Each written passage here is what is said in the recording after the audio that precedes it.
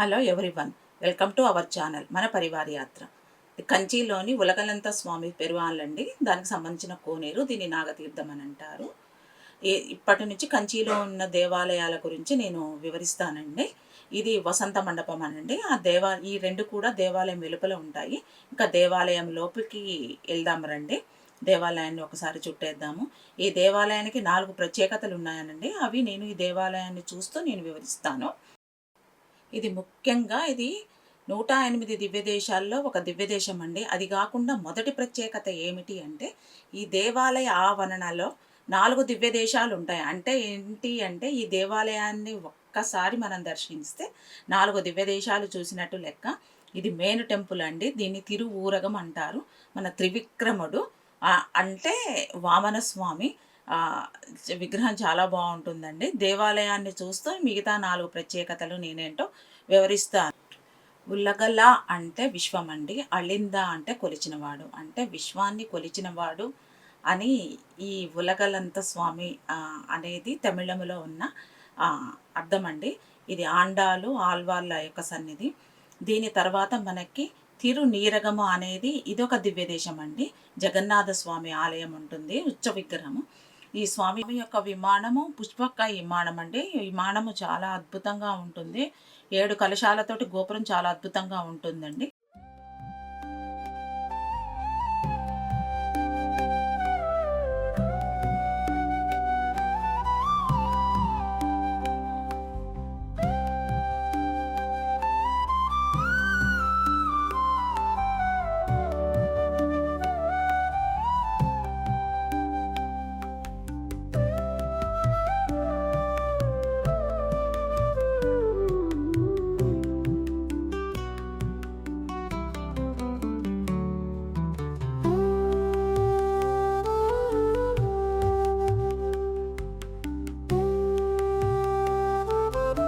ఇంకొక దివ్యదేశం అండి. ఈ ఆలయ ఆవరణలో ఉన్న ఇంకొక దివ్యదేశము. దీన్ని తిరుకారణం అంటారు.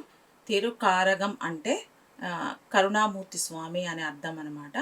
ఇంకా ఈ దేవాలయానికి ఇంకో రెండో ప్రత్యేకత, మీకు 4 ప్రత్యేకతలు అని చెప్పాను కదా. రెండో ప్రత్యేకత ఏంటి అని అంటే, ఈ దేవాలయం చాలా పురాతనమైన దేవాలయం అండి. కంచిలో మనం 3 పురాతనమైన దేవాలయాలు చూస్తాము. ఇది ఒకటి ఉలగలంత స్వామి పెరుమాళ్, రెండవది పాండవదూత పెరుమాళ్, మూడవది యథోత్కరి స్వామి పెరుమాళ్. అంటే ఇవి దాదాపు పల్లవులు వచ్చే నాటికే ఈ దేవాలయాలు ఉన్నాయండి. ఇది అమ్మవారి ఆలయము. ఇక్కడ అమ్మవారు అమృతవల్లి, స్వామివారు ఉలగలంత స్వామి పెరుమాళ్.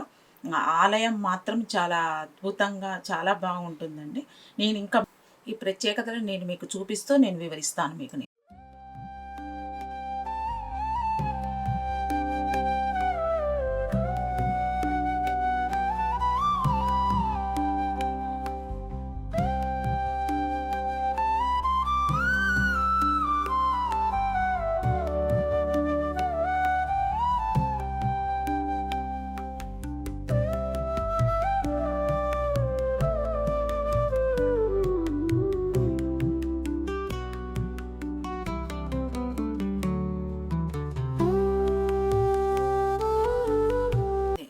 ఆంజనేయ స్వామి అండి, క్షేత్రపాలకుడు.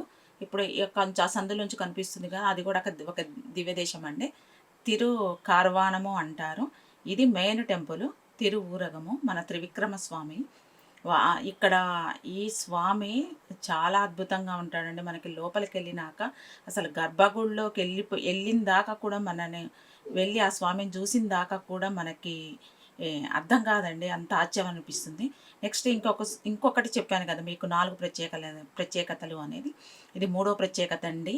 ఏంటి అని అంటే, ఈ దేవాలయంలో ఎక్కువ రాతి శాసనాలు ఉంటాయండి. అంటే ప్రాచీన భాష ద్రవిడ భాష. ఆ ద్రావిడ భాషలో ఎక్కువ రాతి శాసనాలు దొరికిన దేవాలయం ఇదే అని చెప్తారు. అందువల్ల ఈ దేవాలయాన్ని ఎక్కువ చరిత్రకారులు ఫారినర్స్ బాగా విజిట్ చేస్తారు అని చెప్పేసి అక్కడ మన పూజారులు చెప్పారండి.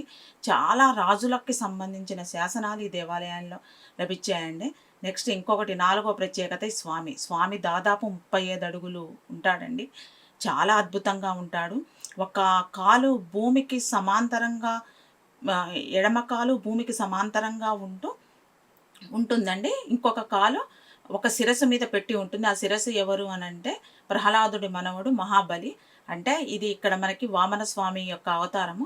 మనం ఇక్కడ విగ్రహం గురించి చెప్పడానికి ఏముండదండి. అది విశ్వరూప దర్శనమే ఇంగా. ఇదొక్క మాటే దానికి సరిపోతుంది. చాలా అద్భుతంగా ఉంటుందండి. మనకు లోపలికెళ్ళిన దాకా కూడా మనకు ఆ విగ్రహం అలా ఉంటుందనేది అర్థం కాదు. అసలు ఆశ్చర్యానికి లోనవుతాము. ఇంకా ఈ విగ్రహం యొక్క ప్రత్యేకత ఏమిటి? ఇంకా స్వామివారు ధరించిన పంచ ఆభరణాలు కూడా మనకు అద్భుతంగా, సూక్ష్మంగా కనిపిస్తాయండి. అసలు మనం అలా నిలబడిపోతాం ఆ స్వామిని చూసి. చాలా అద్భుతంగా అనిపించింది ఆ విగ్రహము. కంచి వస్తే మాత్రం ఈ దేవాలయాన్ని ఖచ్చితంగా చూడండి. ఇది సెంటర్‌కి కంచికి సెంటర్ దగ్గరలో ఉన్న దేవాలయము. మిస్ అవ్వద్దు.